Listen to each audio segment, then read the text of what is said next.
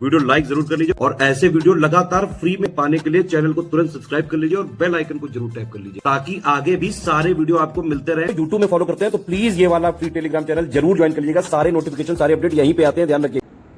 Hello friends, exam preparation में मैं प्रियंका एक बार फिर से आप सभी का स्वागत करती हूं और आज हम लोग पढ़ने वाले हैं भारत के संवैधानिक विकास में 1919 का भारत सरकार अधिनियम, जिसे मॉन्टेग्यू चेम्सफोर्ड या फिर मोंटफोर्ड सुधार के नाम से भी जानते हैं।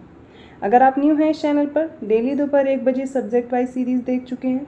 इससे पहले इंडियन ज्योग्राफी कंप्लीट हो चुकी है, मॉडर्न इंडियन हिस्ट्री कंप्लीट हो चुकी है और अभी पॉलिटी चल रही है, जो कि प्लेलिस्ट में क्लासेस एडेड हैं, आप उनको देख सकते हैं। इसके अलावा आप इन क्लासेस की PDF पाना चाहते हैं, अदर कोई कोर्स ज्वाइन करना चाहते हैं, आप गूगल प्ले स्टोर से स्टडी फॉर सिविल सर्विसेज के ऐप को डाउनलोड करके पेड कोर्स ले सकते हैं और कूपन कोड है ज्ञान सर, जिसको अप्लाई करके आपको तुरंत 20% का डिस्काउंट मिल जाए। आप RO, UP PCS, other state PCS किसी भी एग्जाम की प्रिपरेशन कर रहे हैं, सारे कोर्सेज अवेलेबल हैं। आप डिस्क्रिप्शन बॉक्स में दिए गए नंबर्स पे भी जानकारी ले सकते हैं, कॉल या मैसेज करके। स्टडी मटेरियल आप देख सकते हैं, डेमो भी दिया हुआ है जिसमें PDF नोट्स हैं, डेली प्रैक्टिस कराई जाती है, वीडियो रिकॉर्डेड क्लासेस हैं, टेस्ट सीरीज़ हैं और ये बेस्ट टेस्ट सीरीज़ हैं जो आपके सिलेक्शन के लिए इंपॉर्टेंट हैं। लेटेस्ट ट्रेंड और पैटर्न को फॉलो करते हुए UP पुलिस एग्ज़ाम के लिए भी नया कोर्स लॉन्च हो चुका है, आप ऐप पर देख सकते हैं, आपको कोर्स मिल जाएगा। तो चलिए आज की क्लास स्टार्ट करते हैं। 1919 के भारत सरकार अधिनियम के तहत आप जान लीजिए कि 20 अगस्त 1917 को ब्रिटिश सरकार ने पहली बार घोषणा की कि इसका उद्देश्य भारत में जिम्मेदार सरकार का क्रमिक परिचय है। एडविन सैमुअल मॉन्टेग्यू ब्रिटिश संसद में हाउस ऑफ कॉमन्स में एक ऐतिहासिक घोषणा करते हैं और इसी को मॉन्टेग्यू घोषणा कहा जाता है। फिर 1919 का जो भारत सरकार अधिनियम इस प्रकार अधिनियमित किया गया कि 1921 को लागू हो जाता है और इसी अधिनियम को मॉन्टेग्यू चेम्सफोर्ड सुधार के रूप में जाना जाता है, क्योंकि जो मॉन्टेग्यू थे ये भारत के राज्य सचिव थे और जो चेम्सफोर्ड थे ये भारत के वायसराय थे। और इस अधिनियम का उद्देश्य क्या था? एकमात्र उद्देश्य था भारतीयों को सरकार में उनका प्रतिनिधित्व सुनिश्चित करना था। 1919 का भारत सरकार अधिनियम, इसने सिखों, भारतीय, ईसाइयों, एंग्लो इंडियन और यूरोपीय लोगों के लिए अलग निर्वाचक मंडल प्रदान करके सांप्रदायिक प्रतिनिधित्व के सिद्धांत का विस्तार कर दिया। जैसा कि 1909 का मौर्य मिंटो सुधार था, उसमें मुस्लिमों के लिए अलग से निर्वाचक मंडल प्रदान किया गया था। अब 1919 में इसका विस्तार किया गया सिखों के लिए, भारतीय, ईसाई जो थे उनके लिए, एंग्लो इंडियन के लिए और यूरोपीय लोगों के लिए, तो इनको भी अलग से निर्वाचक मंडल प्रदान किया गया और इसका विस्तार किया गया। इस अधिनियम ने संपत्ति, कर या शिक्षा के आधार पर सीमित संख्या में लोगों को मताधिकार प्रदान किया और इस अधिनियम ने लंदन में भारत के जो उच्चायुक्त के कार्यालय का सृजन होना था वो किया। अब तक भारत सचिव द्वारा किए जा रहे कुछ कार्यों को उच्चायुक्त को स्थानांतरित कर दिया गया था। 1919 के तहत ही भारत सरकार अधिनियम के द्वारा लोक सेवा आयोग का गठन किया गया था, मोस्ट इम्पॉर्टेंट पॉइंट है। और 1926 में सिविल सेवकों की भर्ती के लिए केंद्रीय लोक सेवा आयोग का गठन हुआ था। ये जो केंद्रीय लोक सेवा आयोग का गठन हुआ था ये 1926 में हुआ था और 1923 में ली आयोग का गठन हुआ था। इसी की सिफारिश पर 1926 में केंद्रीय लोक सेवा आयोग का गठन किया गया था। 1919 का जो भारत सरकार अधिनियम था, इसने पहली बार केंद्रीय बजट को राज्यों के बजट से अलग कर दिया और जो राज्य विधानसभाएं थी इनको अपने बजट को स्वयं बनाने के लिए अधिकार भी दे दिया गया। बजट के लिए संविधान में वार्षिक वित्तीय विवरण शब्द का प्रयोग हुआ। इसका वर्णन जो है वो अनुच्छेद 112 में है। इस अधिनियम के अनुसार वायसराय की कार्यकारी परिषद के 6 सदस्यों में से जो कमांडर इन चीफ थे, इनको छोड़कर 3 सदस्यों का भारतीय होना आवश्यक था। भारत परिषद अधिनियम 1919 के तहत ही प्रांतों में द्विशासन प्रणाली लागू हुई। कई बार इससे प्रश्न पूछा जा चुका है कि प्रांतों में द्वैत शासन किस अधिनियम के तहत लागू हुआ, तो भारत परिषद अधिनियम 1919। इसको खत्म किया गया इस डायरकी को 1935 का जो अधिनियम आता है उसके तहत, और फिर यह केंद्र में लागू होता है। और इस प्रणाली को लागू करते हुए प्रशासनिक विषयों को 2 भागों में विभाजित किया गया। एक तो आरक्षित हो गया, दूसरा हस्तांतरित हो गया। हस्तांतरित विषयों को राज्यपाल द्वारा विधान परिषद के लिए जिम्मेदार मंत्रियों की सहायता से प्रशासित किया जाना था।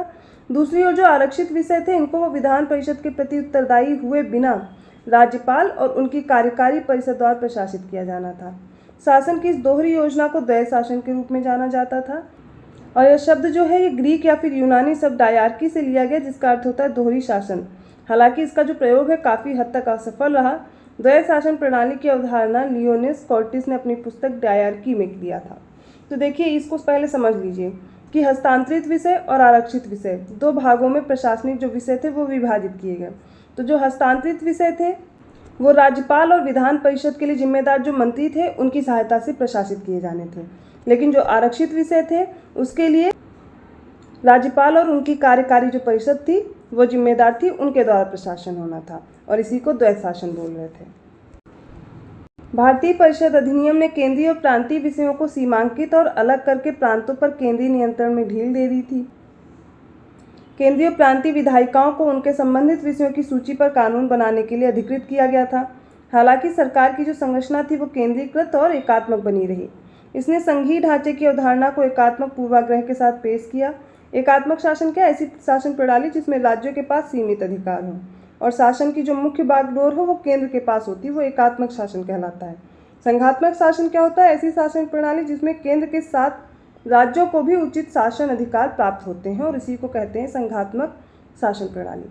जो 1919 का ये अधिनियम आया, इसने देश में पहली बार द्विसदनी और प्रत्यक्ष चुनाव प्रणाली की शुरुआत भी की थी। इस प्रकार भारतीय विधान परिषद को एक द्विसदनी विधायिका द्वारा प्रतिस्थापित किया गया, जिसमें एक उच्च सदन था जिसको राज्य परिषद बोले थे, एक निचला सदन था जो विधानसभा था। इनको शामिल किया गया और दोनों सदनों के अधिकांश सदस्यों का जो चुनाव था वो प्रत्यक्ष चुनाव द्वारा किया गया था। 1919 का भारत सरकार अधिनियम, इसमें प्रावधान था कि 10 साल बाद सरकार के कामकाज का अध्ययन करने के लिए एक वैधानिक आयोग का गठन किया जाएगा और इसी के परिणाम स्वरूप 1927 में साइमन कमीशन बना था।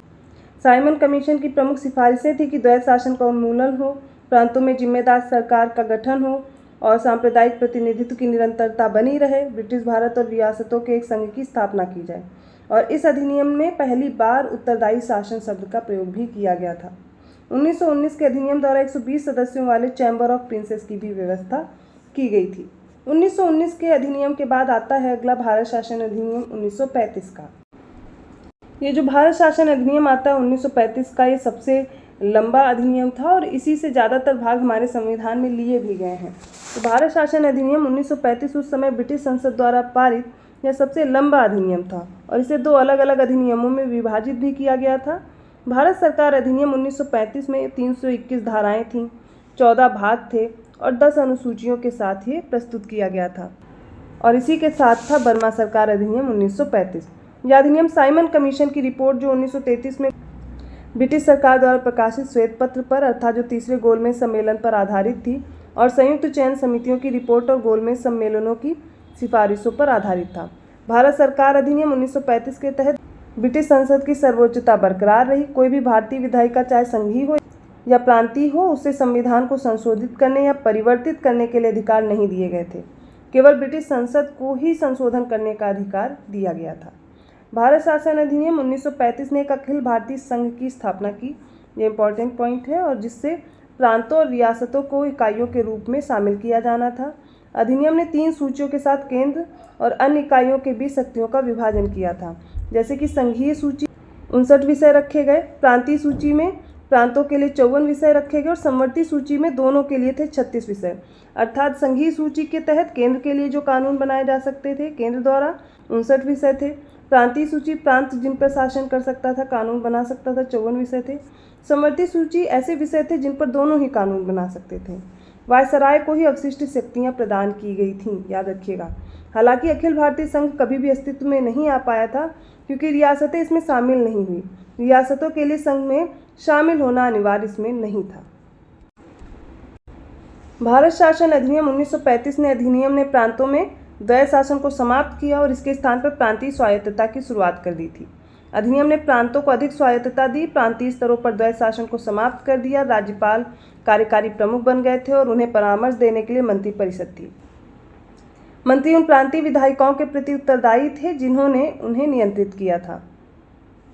विधायिका मंत्रियों को हटा भी सकती थी और हालांकि गवर्नरों ने अभी भी विशेष आरक्षित शक्तियां बरकरार रखी हैं। ब्रिटिश अधिकारी अभी भी किसी प्रांतीय सरकार को निलंबित कर सकते हैं। भारत शासन अधिनियम 1935 ने केंद्र में द्वैत शासन को अपनाने का प्रावधान किया। हालांकि यह प्रावधान बिल्कुल भी लागू नहीं हुआ। संघीय सूची के अंतर्गत विषयों को 2 भागों में विभाजित किया गया था, आरक्षित और स्थानांतरित। आरक्षित विषय गवर्नर जनरल द्वारा नियंत्रित किए जाने थे और गवर्नर जनरल और उनके द्वारा नियुक्त 3 परामर्शदाताओं की सहायता से आरक्षित विषयों पर प्रशासन किया जाना था। गवर्नर जनरल विधायिका के प्रति उत्तरदायी नहीं थे। आरक्षित विषयों में रक्षा, चर्च संबंधी मामले, विदेश मामले, प्रेस, पुलिस, कराधान, न्याय शक्ति, संसाधन और आदिवासी मामले इसमें शामिल होते थे। हस्तांतरित विषय को गवर्नर जनरल द्वारा उनकी जो मंत्री परिषद थी, 10 सदस्य से अधिक नहीं होने थे मंत्री परिषद में, इनके साथ प्रशासित किया जाना था और परिषद को विधायिका के साथ मिलकर कार्य करना पड़ता था। इस सूची के विषयों में स्थानीय सरकार, वन, शिक्षा, स्वास्थ्य आदि शामिल थे। हालांकि गवर्नर जनरल के पास स्थानांतरित विषयों के मामले में भी हस्तक्षेप करने के विशेष अधिकार थे। तो इसमें 2 विषय थे, एक तो आरक्षित विषय था, दूसरा हस्तांतरित विषय था। जो आरक्षित विषय था ये गवर्नर जनरल के पास था। कैसे? ये 3 परामर्शदाताओं को नियुक्त किए थे, उनकी सहायता से आरक्षित विषयों पर ये प्रशासन करते थे। जो हस्तांतरित विषय थे इसमें गवर्नर जनरल और उनकी मंत्री परिषद थी, 10 सदस्यों तक, मैक्सिमम इसमें 10% हो सकते थे, तो उनके साथ मिल करके इसका प्रशासन कर सकते थे। द्विसदनीय व्यवस्था को देखेंगे तो इसमें 11 में से 6 प्रांत थे, बंगाल, बॉम्बे, मद्रास, बिहार, असम और संयुक्त प्रांत। इसमें पेश किया गया था। केंद्र में 2 सदनों वाली द्विसदनीय संघीय विधायिका की स्थापना की गई थी। संघीय विधानसभा जो कि 375 सदस्यों वाला निम्न सदन था और राज्यों की परिषद जो कि 260 सदस्यों वाला उच्च सदन था। संघीय विधानसभा की अवधि 5 साल थी, तो इसकी स्थापना की गई थी। इसके साथ साथ देखेंगे दोनों सदनों में जो रियासतों के प्रतिनिधि भी थे, रियासतों के प्रतिनिधियों को मनोनीत किया जाना था शासकों द्वारा, ये निर्वाचित नहीं होते थे। ब्रिटिश भारत के प्रतिनिधियों को निर्वाचित किया जाना था, कुछ को गवर्नर जनरल द्वारा नामित भी किया जाना था। अधिनियम ने अग्रलिखित संस्थाओं की स्थापना के लिए प्रावधान किया। संघीय लोक सेवा आयोग, प्रांतीय लोक सेवा आयोग, संयुक्त लोक सेवा आयोग और संघीय न्यायालय और भारतीय रिजर्व बैंक, इन सब की स्थापना ये 1935 का जो भारत शासन अधिनियम आया उसके तहत हुआ। अप्रैल 1937 से बर्मा भारत से अलग हो गया था। भारत सरकार अधिनियम 1935 ने भारत के राज्य सचिव की परिषद को समाप्त कर दिया, जो कि 1858 में बनाया गया था। भारत का संघीय न्यायालय 1 अक्टूबर 1937 को स्थापित किया गया था सर मॉरिस गोयर के द्वारा, और ये इसके पहले मुख्य न्यायाधीश थे। 2 अन्य न्यायाधीश नियुक्त होते हैं, सर शाह मोहम्मद सुलेमान और M.R. जयकर। इसने 28 जनवरी 1950 को भारत के सर्वोच्च न्यायालय की स्थापना की और हालांकि ये अपील हेतु अंतिम अदालत नहीं हुआ करती थी, कुछ मामलों में इंग्लैंड के प्रिवी काउंसिल में भी अपील की जा सकती थी। भारत शासन अधिनियम 1935 ने मताधिकार का विस्तार किया। कुछ आबादी के लगभग 10% को मतदान का अधिकार मिला और भारत शासन अधिनियम 1935 द्वारा सर्वप्रथम भारत में संघात्मक सरकार की स्थापना की गई थी। तो ये बात हो गई आज 1919 का जो अधिनियम आया और 1935 का भारत शासन अधिनियम आया। दोनों मैंने कोशिश की है पूरी एक्सप्लेन करने की। अगली क्लास में भारत सरकार का जो 1947 का स्वतंत्रता अधिनियम आता है और उसके साथ में जो पिछले अधिनियम जितने भी पढ़े हैं, क्योंकि कुछ लोग को पूरे समझ में आए होंगे, कुछ नहीं आए होंगे, उनको मैं अब शॉर्ट फॉर्म में आपको जो की पॉइंट्स हैं वो कल वाली क्लास में रिवाइज करा दूंगी।